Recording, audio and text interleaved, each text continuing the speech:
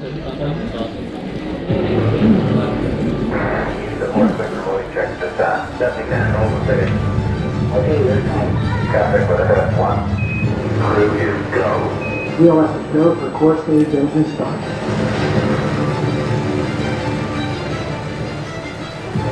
It's up confirmed. Copy and go.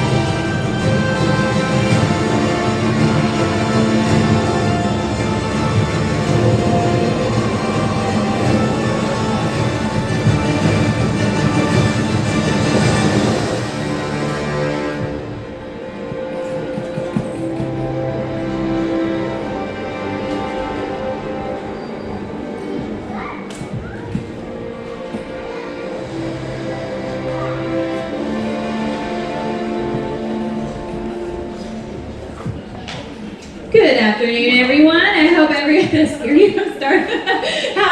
everybody doing this afternoon? Woohoo! Are you ready to watch a rocket launch this week? Awesome.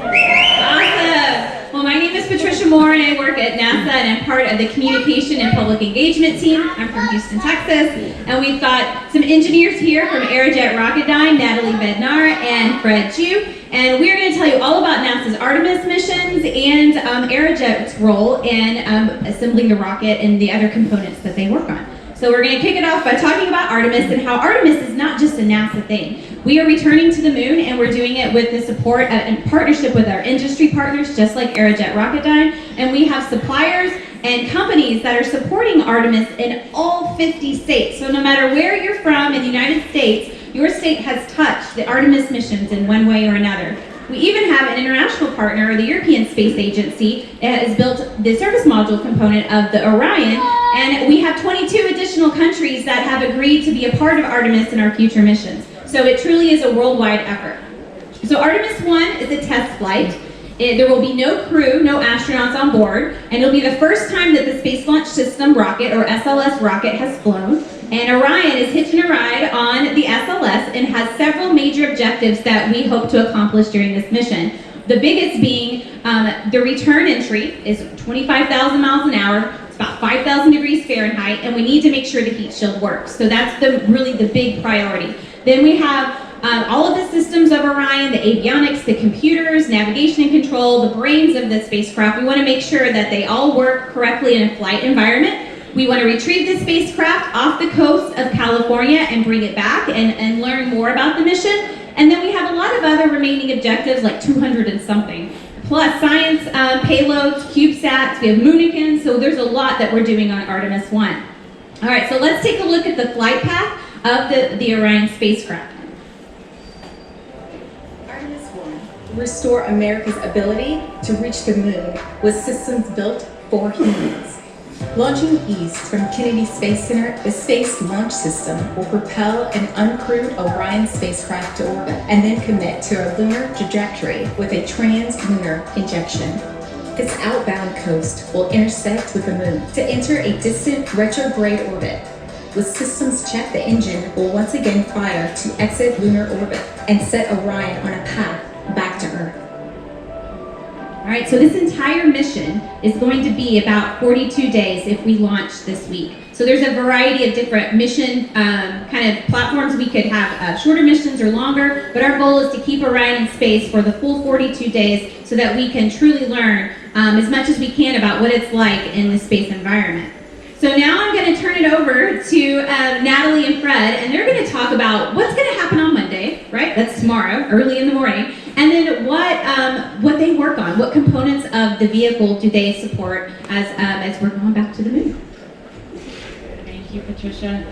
So hello and welcome. So we're going to cover a fireside chat that dives into the RS-25 engines and how that compares to the engine in your car. So if you're wondering what the RS-25 engine is, so it is the engines that are powering the core stage of the SLS vehicle. And so that's really the engines that are going to lift it out of Earth's atmosphere and out of Earth's gravity. So it's very exciting. So first, before we get started, let's just do a little bit of introduction. So I'm Natalie Bednar. I'm the Vice President of Strategy and Business Development for Aerojet Rocketdyne, and I'm super passionate about the space and launch industry. So I couldn't be more excited to be here today talking to all of you at Kennedy Space Center Visitor Complex.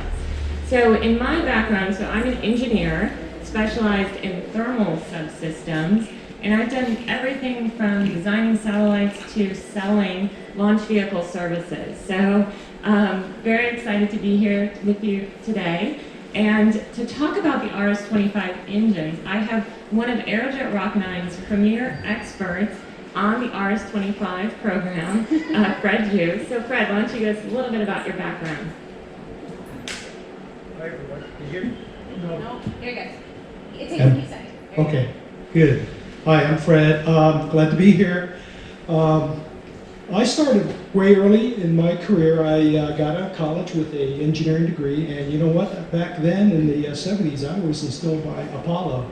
And I remember watching the first moon landing with a grainy picture and all of Neil Armstrong, and it was just super inspiring for me. So that's what really got me hooked into engineering, and I right out of college, went straight to work for Aerojet Rocketdyne and have been there since. So my career spans back to the early development of the RS-25, which back then was called the Space Shuttle Main Engine.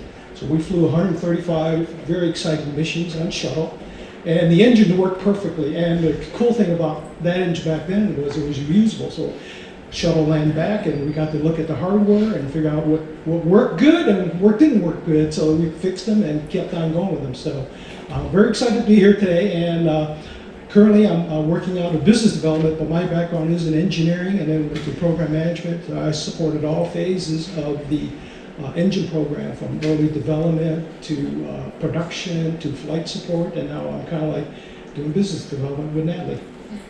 Thank you, Fred. So yeah, and so just a little fun fact about me. So, I'm an engineer, and I love everything to do about engines, from car engines to rocket engines. And I have attended the Indianapolis 500 20 times in a row. I haven't missed a race. So is anyone out there from Indiana? All right, you guys know what I'm talking about then. All right, so the Indianapolis 500 is a very, very exciting race. So we're going to talk today, we're going to get into a little bit more detail about the RS-25 engine and how that compares to the engine in your car that brought you here today. But first, so we are here today to witness the historic Artemis 1 mission launching tomorrow from Space Launch Complex 39B. So it's incredibly exciting. And for those of you who are not aware, this is the most powerful launch vehicle ever built. So incredibly exciting. But the important thing is it's made, the engines that are going to power tomorrow's launch are made from the same basic principles that power the engines in your car to get you to where you want to be, to get you to school, to get you to work. And so we're going to dive into that in a little bit more detail. But first, Fred, can you just give me just an overview? So Aerojet Rocketdyne is one of the leading providers of the engines and motors on board. So Fred, can you just give us a little bit more overview on all of those engines? Sure, I'm glad. Much like Apollo, we provided most of the propulsion for Apollo, and we're doing the same here for Artemis. There's 55 engines and motors total, if you count them all, on Artemis, on the SLS rocket. And Aerojet Rocketdyne provides 18 of those liquid engines. It also provides one solid rocket motor. It also provides 14 tanks that are in the entire vehicle stack. So clearly we have propulsion on every element of the rocket, from the booster core stage to the upper stage, and then on the ride itself. Yeah, thank you, Fred. That's super exciting. So, okay, now let's dive a little bit deeper into the RS-25 engines that are powering the core stage of the SLS vehicle. So Fred, give us a rundown of the RS-25 engines that we're seeing here. Yeah, it's truly amazing. It's reusable, designed to be reusable, and it's a 500,000 pound thrust. So if you can imagine, at liftoff, it's nearly 2 million pounds with 4 of them on the core stage. So that tremendous thrust really propels the vehicle to, it's about 174 times the speed of an Indy car. So if you can imagine the speed at which the rocket, the RS-25 along with the solid rocket boosters are pushing SLS, it really puts it at such a tremendous speed to get to orbit. That's crazy, Fred. Okay, so to put it in perspective for my Indy folks over there, so that would be an Indy 500 race in like a matter of minutes, right, Fred? Yeah, and in a few minutes, so it'll be a pretty short Indy race if that was the case.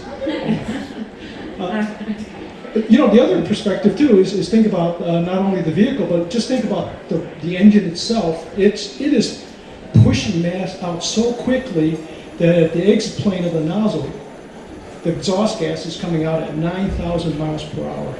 So if you can imagine what speed that is, at 9,000 miles per hour. That's equivalent. If you were riding at that speed, you can go from LA to New York City in 15 minutes. Okay, that's fast. So yeah, so just going, as we all know, coast to coast in a flight, it's more like 6 hours or a 40-hour car drive. So, geez, it might be safe to say, Fred, that rocket engines might be cooler than car engines. Well, I think it's cooler. Definitely a lot harder. All right. So tell us, Fred, so when these two, liquid hydrogen, liquid oxygen, combust, what is the out product of our RS-25 engines? Well, you know, the beauty of using hydrogen and oxygen is when they combine and ignite, you get pure steam, H2O. So you'll see a video later on, but the output is pure steam, and it's clean for the environment. And that's just the other reason for using hydrogen is that it is such an efficient fuel that you can get a particular mass to orbit by using hydrogen and gives you the highest performance. We call that the specific impulse. It has very high ISFSP. Thank you, Fred. So yeah, so these engines are some of the most advanced engines ever built. And so, you know, but again, going back to our car engines, it operates very similar at the same basic principles as your car would. So Fred, can you give us a little bit more detail?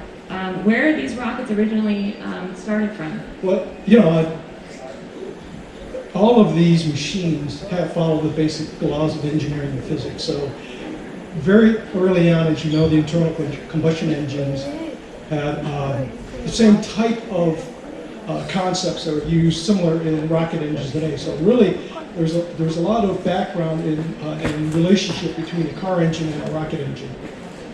Yeah, so to get into a little bit more specific, so similar to a typical internal combustion engine for your car, so rocket engines are igniting a mix of fuel and oxidizer. So in a rocket engine case, the fuel is liquid hydrogen, and the oxidizer is liquid oxygen.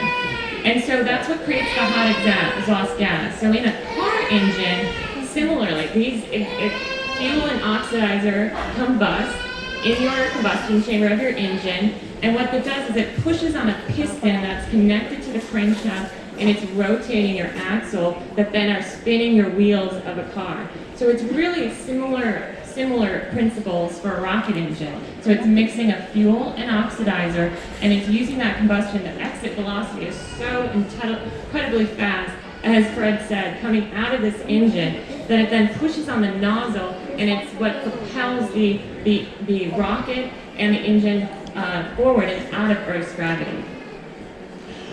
Right, and you know, just take a look at this picture here. It's an engine is fairly complex. You can see all of the ducting, the electronics, the components put together. So it's really a fairly complex system to put together. It takes quite a while to manufacture and produce them, but you know, luckily for us, the rocket engines are residuals from the space shuttle program. So we currently have 16 of those. So those are going to be powering the first 4 launches of Artemis. And the good thing of those is they're veterans. They've been in space before, so we know how they behave. Yeah, that's a really key point. So these engines that you're going to see launched tomorrow, are reused from the space shuttle day. So that is really, really cool. And you're going to see a video later on of our core stage, what we call the green run. So it's the test of these 4 engines. So they've all been put to work, put to test, and we're going to show a video later on. But it really is fascinating that we've been able to evolve these engines from the shuttle program. But it still takes hours and hours of testing, and it took us a long time to really refurbish and make sure these engines are going to do exactly what we want tomorrow on launch day. And so Aerojet Rocketdyne has now started incorporating, everything evolves, and so we've now started incorporating, our advanced technology, new electronics, different techniques, and to build the next set of engines that are going to power even future Artemis missions. So Fred, why don't you tell us a little bit about some of these complexities and some of the advanced technology that we've put into these engines? Yeah, great. As I just said that we have enough engines for the first 4 launches, but we're reproducing new ones right now. So we're putting things such as modern electronics, additive manufactured parts on the engines, and we're going through testing with those right now. But we're still using a lot of the same, the high technology that we designed them earlier, and we're putting them in today. For example, let's go into a couple of the similarities. In a car engine, for example, the way that you inject the fuel in the cylinders, you have injectors, right? And you typically have 1 per cylinder. Well, in the main engine, we have 600 injectors. So we need that because we are so pushed to get performance out of the engines out. So we put that many injectors in there so that we could get really high efficiencies during the combustion process. Yeah, and Fred, can you give us a feel for just some of the temperature gradients that we're going to see throughout this engine? Yeah, that's another good point too. If you've seen rocket launches, you can see the flame and the power that comes out of the end. Well, the engine has to convert that end product from its liquid propellant that it's getting in. So liquid hydrogen is coming into the engine at minus 423 degrees Fahrenheit. Minus 423 degrees Fahrenheit. And the exhaust product, the combustion product, is 6,000 degrees Fahrenheit. So there's a big temperature gradient as you go from the top of the engine to the bottom of the engine. And really, that's the 6,000 degrees Fahrenheit. That's, if you look at it, is the boiling point of iron. So we got to do something to really protect the system. Much like a car, you would have a coolant system and a radiator coolant. But we also have that in the engine. We have internal coolant circuit set up. We use the hydrogen itself to cool the internal metal conditions so that it doesn't melt. So that's one of the key similarities, with the car engine. Also, it's more extreme, so you would never design a car engine to run at minus 423 F, but you might get to minus 50. You're driving around in Alaska. That's good. So, just to put this all in perspective, so I just stated earlier that this is the largest launch vehicle ever built. So that means that these engines are incredibly powerful. So a single RS-25 engine, the one that you're seeing here, it produces 500,000 pounds of thrust. So to put that into perspective for everybody, in terms of horsepower, that would be 12 million horsepower. So the Indianapolis 500 cars, those are up to about 700 horsepower.